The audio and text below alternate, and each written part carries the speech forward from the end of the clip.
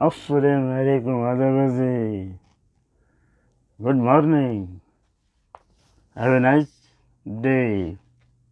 خواتین حضرات، آپ کو آداب عرض ہے. یہ دیکھ رہے ہیں آپ ٹی وی پہ جو پوسٹ لگایا ہے میں نے، غور سے دیکھیے گا.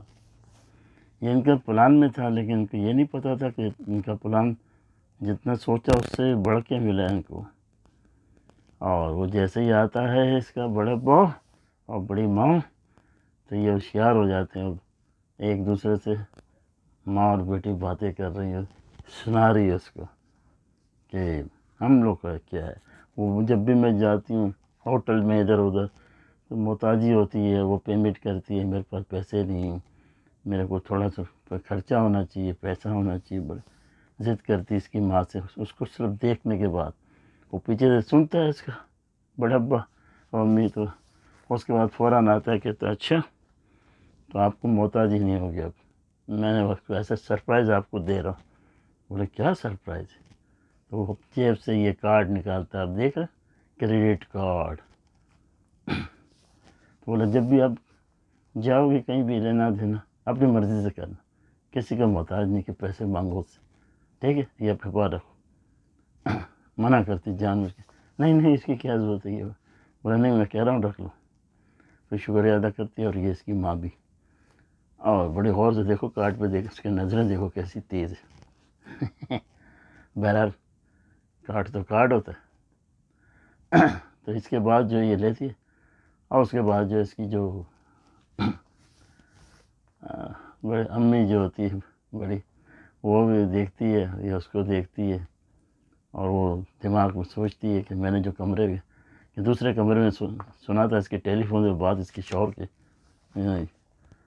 میں کہ وہ بات سچ ہو رہی ہے.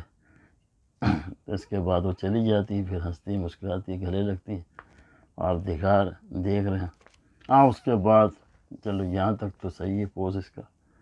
اب اس کے بعد آپ ذرا کہانی کو بھی تھوڑا سن لو کہ آج ہوا کیا ہے. یہ کہانی یہ اس کی یہ ہے کہ اس کے بعد وجاہت کی اماں جان مہک کی ساری باتیں دوسرے کمرے سے سن لیتی ہیں جو میں نے بتایا.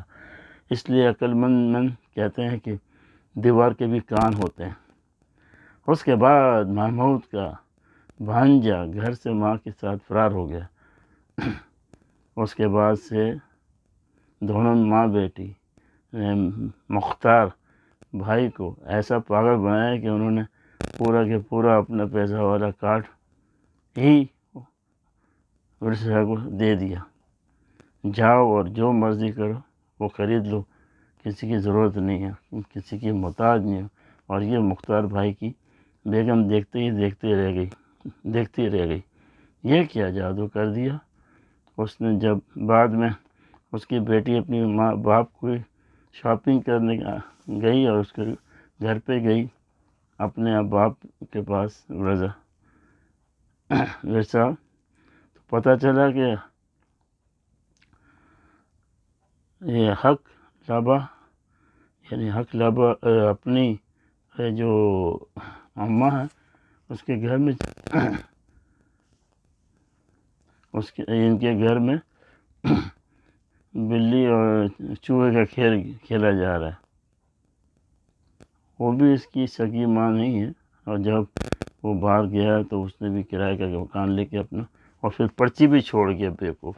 یہ حقلہ اس کا بھانجا ہے، وہ حقلہ ہے تھوڑا، اور کر کے چلا گیا. جب اس کو پتہ لگا، آواز لگائی کہ میری بیٹی آئی ہے چائے بھائی بنائے، تو وہاں نہیں تھے، وہاں پرچی پڑی تھی.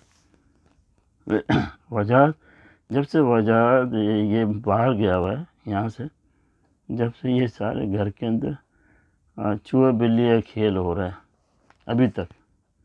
اور اس کے بعد اگلی قسط میں دیکھیے، انشاءاللہ آپ کو بہت مزہ آئے گا. مزہ کیوں نہیں آئے گا؟ اس لیے کہ بڑا سسپینس پیدا کیا جا رہا ہے. ہاں تو یہ 22ویں قسط ہے، ٹھیک ہے؟ 23 میں آپ دیکھیں گے. چلیں مجھے اجازت دیں. اللہ حافظ لیڈیز اینڈ جینٹلمین. سبسکرائب کریں، لائک کریں اور کامنٹ کریں۔ بہت بہت شکریہ، بائے۔